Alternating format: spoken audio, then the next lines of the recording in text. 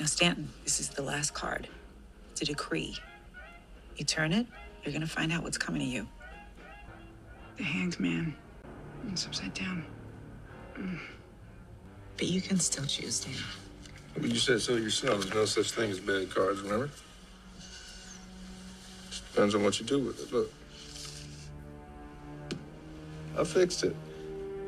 We all hold core I beliefs, fixed it. central and mostly unconscious ideas that dictate how we see ourselves, other people, and the world. These beliefs are highly influential in our thought processes, determining many of our daily behaviors. With this premise in mind, consider the main character of Nightmare Alley, Stanton Carlisle, who begins the film by burning a body inside a house and proceeding to skip town on a train.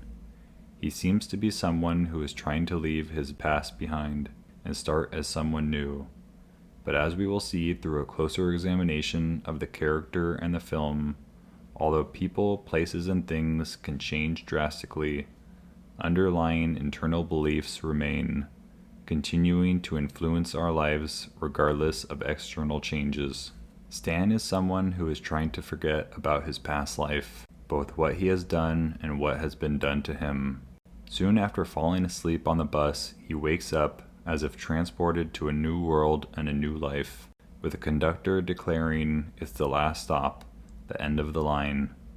This is the last chance for Stan to decide on the type of person he wants to be, and he has come to an appropriate place to assist with that process. The carny workers have also been rejected by the world, with the carnival serving as a transitional place or a permanent holdover. Although Stan is initially quiet, reserved, and unassuming, he is in actuality someone who is constantly sizing up people and situations he encounters. He is looking for the tricks others are pulling, like when he watches The Geek Show and observes how easy it is to attract the attention of the audience. Stan is someone with the core belief that the world is a place to take advantage of others, that deception is what people deserve and should expect. He projects this belief into the world in a conscious way, and on a more unconscious level, he believes he deserves this as well. He is on the lookout for swindles because deep down he expects it to happen to everyone, soon revealed to be a byproduct of his upbringing. So when Clem tells him that he deducted pay for sneaking into the Geek Show, Stan is not all that surprised, and seems to accept it as a common happening.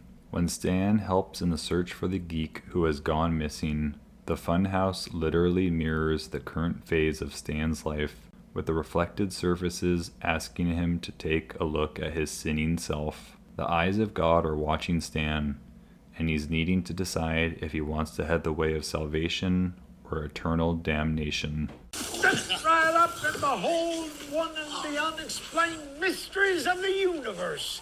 Is he man or beast? And although this line is in reference to the geek, isn't this the question that must be posed to Stan and every other individual? Mustn't we all decide if we are going to be human or beast? Are we to live a life full of animal passions and emotions, guided by unconscious drives, or are we to live a life of higher intellectual and spiritual principles in which we are in full accord with ourselves? The mystery is contained in the fact that many of us will never reveal the source of what leads to the paths we take. Stan meets Xena the psychic, and she further introduces him to the world of grifting. The carnival is fueled by people who are unknowingly looking to be tricked. The crowd wants to forget about their normal, humdrum lives, so the carnival and other mindless entertainment help them to escape from their everyday tortures. The audience holds intolerable core beliefs about themselves, and so they look to external sources to find distractions from their lives. But Xena refuses to take the act past a certain threshold, as she never allows the audience to believe in spirits or other unverifiable phenomenon. This perplexes Stan, as he thinks it would be the perfect opportunity to profit off the pain of another. When Stan learns from Pete about how to read other people, he is informed how archetypal stories are used to reel in the mark. The story the psychic tells isn't necessarily the story of the individual. Rather, it's a story that is applicable to people in all places and times of civilization. The story is a standard path of earthly transit that could convince the mark of its relevance to their own existence. The individual believes that the story is unique and specific to themselves, when in fact it is a ubiquitous principle. That's a stock reading. It's a black rainbow. One size fits all. You're thrifty but generous, private but friendly. Unfortunately, the Mark's belief in the importance of their personal narrative is consequently what keeps them enmeshed in their story and unable to find a release. We're seeing what keeps people stuck in their karma, their patterns, their hell, if you like. They cannot separate themselves from the story of their core beliefs and move on to a new and better story. The longer people remain in their narrative, the harder it is to exit, and the further they move towards the misery these beliefs encapsulate. Stan listens to Pete explain how everyone has a dark past looming that they can't get over, and Stan appears to know that this statement applies to himself. But instead of confronting his own life cycles, he is planning on using this information to manipulate others for his own advantage. Stan wants a bigger and better life, something which bonds him to Molly. But Stan is already a very talented person, able to create beautiful drawings and elaborate stage designs with ease. He seems to look past these talents though, perhaps because they expose his sensitive side, vulnerabilities which may have contributed to manipulations enacted onto he and his parents. He dismisses his innate talents and focuses on money, fame, and success, things which will provide him with the opportunity to use others while being protected from possible hurt.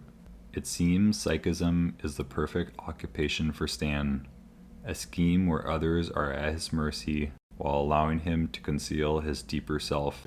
And then you lie. You lie. And when the lies end, there it is. The face of God staring at you straight, no matter where you turn. No man can outrun God, Stan.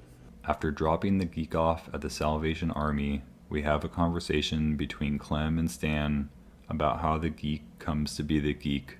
And although psychism is enacted by Stan throughout the film, this is the real form of fortune telling right here, as Stan is being informed of his eventual fate at the end of the film. It's about a man who has come to the last stop on the train and has no choice but to accept the geek role as his final act.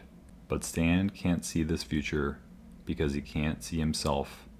He consistently fails to look inside and see what is driving him, that being the deep down core beliefs about how the world is a place for people to be conned.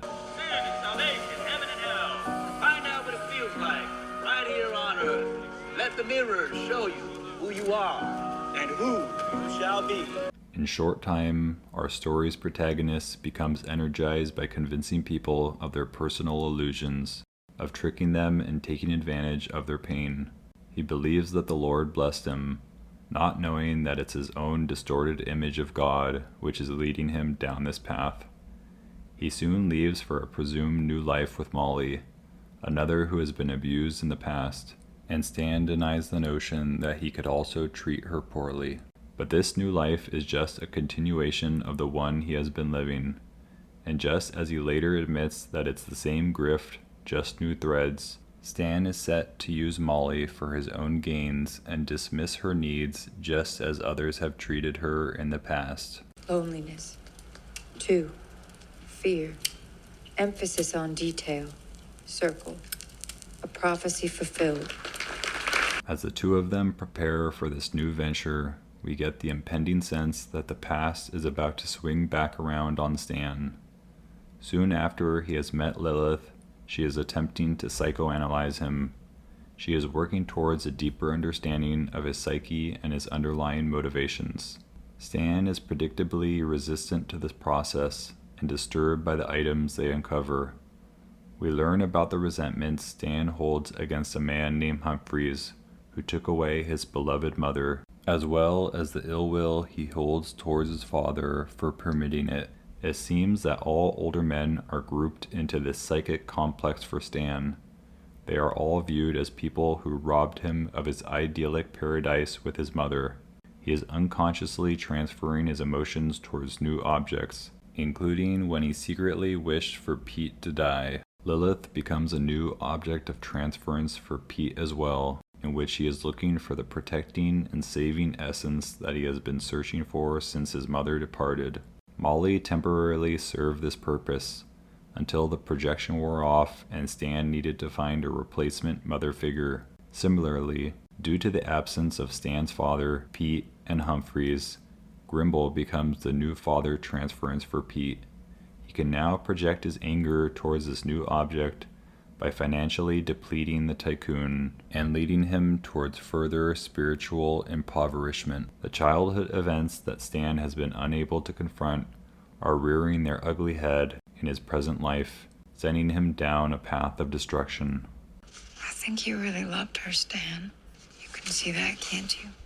All that suffering that he had, we can deliver him some hope. This line indicates his inability to understand that when people go deeper into their own distorted stories, that their suffering increases as well. As we see with the judge's wife, she soon kills her husband and herself in hopes to be reunited with their son, with the psychism act proving to move her further away from reality. At the same time, Grimble devotes more money, time, and energy towards Stan's psychism as he feels he is closer to seeing his dead daughter. But hope is not being produced in him either. Despair is the only result. These individuals' core beliefs are being reinforced by the act, leading to the height of life's pain. It's as if the samsaric, mundane existence mentioned in Buddhist texts is becoming more pronounced, while the path towards nirvana is more distant than ever. When Grimble sees his dead daughter, it is too much for him to bear, and he runs towards Molly's embrace before realizing it's a hoax. This comes just moments after he had told Stan about all the girls he had harmed. And this statement, coupled with Molly being struck by Grimble, causes Stan to pound the old man, as he envisions Grimble as Humphreys and Molly as his mother. After being left by Molly and re-experiencing his mother's abandonment, he runs to Lilith, believing the psychologist is the one person on his side. This replacement mother was the last one Stan expected to be fooled by, leading to shock and confusion when she reveals her long con. Despite Stan's attitude that the world is a place where he needs to take advantage of others, his unconscious belief that he himself deserves to be taken advantage of also is becoming true. He runs from the cops and is forced into a cowardly position, hiding with the chickens on a train.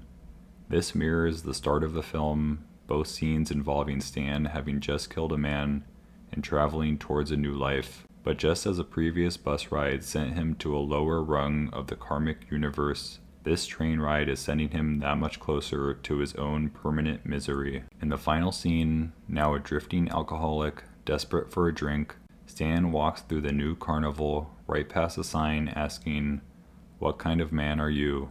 He sits down with the head of the carnival and is slowly pulled into a story about a new opportunity and how it might be something that would work for him.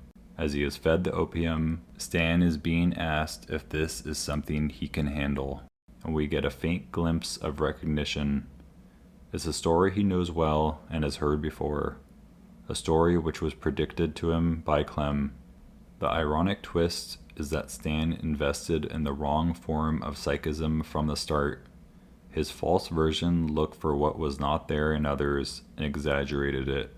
The true version of psychism, the one which predicts his fate, is a form of knowing in which the unseen is seen within ourselves, a mental vision which proves to be the best predictor of our future life. But Stan never looked within.